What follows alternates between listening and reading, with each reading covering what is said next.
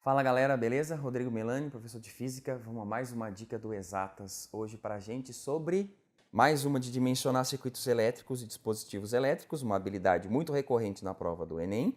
E hoje nós vamos falar sobre os circuitos em paralelo. Senhores, veja comigo, acompanhe aqui comigo. O que nós temos que analisar quando a gente tem um circuito em paralelo? Nós temos que perceber, olhando para o circuito elétrico, que é esse daqui que nós olhamos aqui, que a gente tem aqui na nossa tela, e esse circuito, para ser considerado em paralelo, nós temos que observar a seguinte situação. Todos os resistores devem estar submetidos à mesma tensão.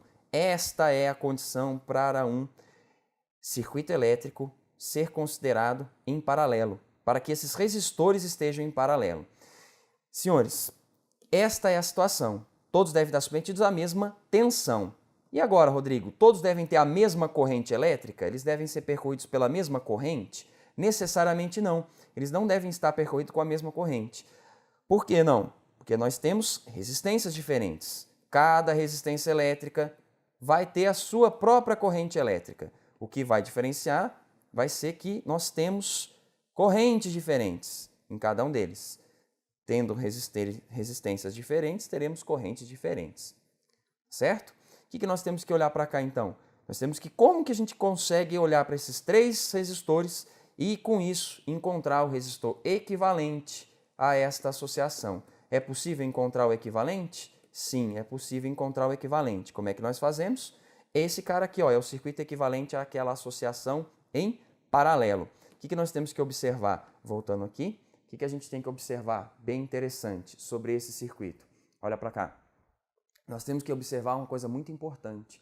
Toda vez que nós vemos um circuito dessa forma, senhores, na qual a tensão é a mesma e se divide a corrente, é que nesse circuito não interessa se há uma resistência, se são geradores, se são capacitores, certo? Não interessa. Se eles estiverem submetidos à mesma tensão, o circuito estará em paralelo.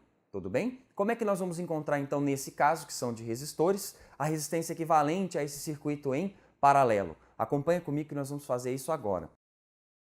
Este é o circuito equivalente a essa associação. O que nós temos nesse caso? Nessa situação que nós estamos vendo agora, a corrente que percorre este único resistor equivalente é apenas I. E a diferença de potencial ao qual ele está submetida, que o Enem chama de tensão, ele adora chamar isso aqui de tensão. É esta tensão que ele está submetida, e essa é a corrente, e esse é o resistor equivalente. Nós temos da equação, fazendo a nossa revisãozinha, que essa tensão V, ela é dada pela resistência equivalente R, multiplicada pela intensidade de corrente. O que nós vamos fazer? Essa corrente elétrica que nós temos, nesse caso do resistor equivalente, ela é a soma, senhores, daquelas três que nós vimos anteriormente. Aonde, Rodrigo? Aqui, ó, espia, veja essa. Nessa situação em que nós temos, essa corrente I que está saindo aqui do gerador, ela se divide em três. Ela se divide em I1, ela se divide em I2 e ela se divide em I3. Com isso, nós formamos esta equação aqui, senhores. Ó, espia. A corrente I, que é essa total que nós temos aqui, ela é a soma de I1 mais I2 mais I3. E como é que nós podemos escrever essas correntes? A gente pode escrever cada uma dessas correntes como sendo a razão entre a tensão que está submetido o resistor dividido pela resistência desse resistor. Então, como é que fica da resistência equivalente? O da resistência equivalente fica assim, ó, fica essa tensão V sobre o valor da resistência R, que é esse Rzinho que nós temos aqui. Como que fica o das outras, Rodrigo? Vamos ver como é que fica o das outras? O de I1, I2 e I3 nós temos aqui atrás. Ó. Como é que nós vamos fazer de I1, I2 e I3? Veja só, aqui, ó, vou fazer contigo junto. Ó. Vamos lá, junto. Qual que vai ser essa corrente I1 que nós temos aqui? Esse I1, ele vai ser a razão entre a tensão que ele está submetido, que nós estamos vendo aqui, que é a diferença de potencial entre os pontos A e B, que é apenas V, razão com a resistência R1.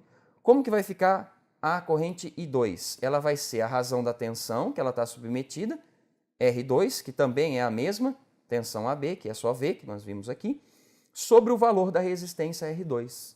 E 3, por fim, senhores, ó, espia, é a razão entre V e a resistência R3. Juntando esses valores com o que nós temos aqui nesta equação, nós vamos ficar o seguinte, o valor de I1, de I2 e de I3 vai ser V sobre R1, V sobre R2, V sobre R3. Como que fica o somente de I? Somente de I, senhores, está aqui, ó. É a razão entre V sobre R, que é a resistência equivalente ao circuito. Esta equação, então, fica assim, senhores. Vamos ver como é que ela fica? Olha só, ela vai aparecer dessa forma. Como todos estão submetidos à mesma tensão, os resistores R1, R2 e R3 estão submetidos à mesma tensão, nós podemos colocar em evidência. Só que agora nós temos a mesma tensão dos dois lados da equação. Nós podemos, então, simplificá-la. Simplificando, nós teremos que 1 sobre a resistência equivalente, 1 sobre R1, mais 1 sobre R2, mais 1 sobre R3.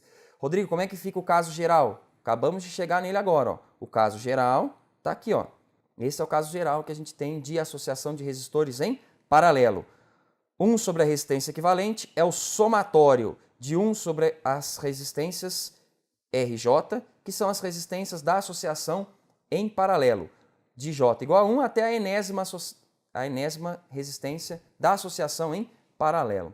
Tudo bem, senhores? Com isso a gente fecha, com isso a gente encerra essa dica e a gente vai perceber o seguinte: quando os resistores, quando qualquer situação de um circuito elétrico estiver em paralelo, eles estão submetidos à mesma tensão. Essa é a dica de hoje. Com isso a gente encerra essa dica sobre isso. Não deixe de acompanhar as outras. Valeu!